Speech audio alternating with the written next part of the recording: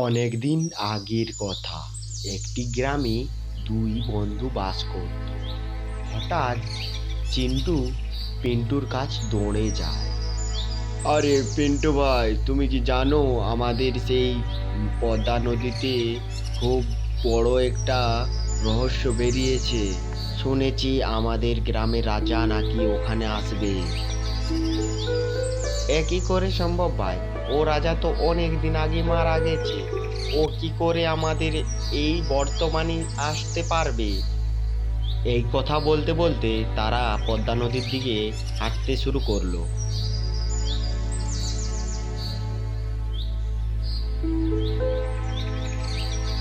একই সিন্ধু, এ তো সত্যি আমাদের প্রাচীনের রাজা আমরা দেখতে পেয়েছি।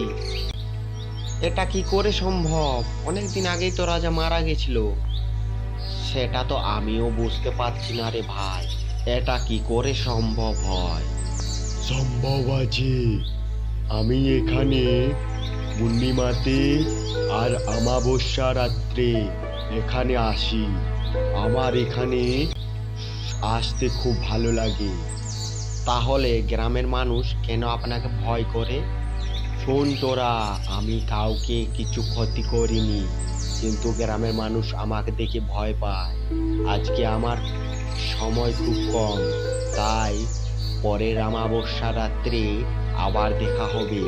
তোরা আসিস কিন্তু আমার সাথে দেখা করতে, তারপর সব কথা তোদের খুলে বলবো।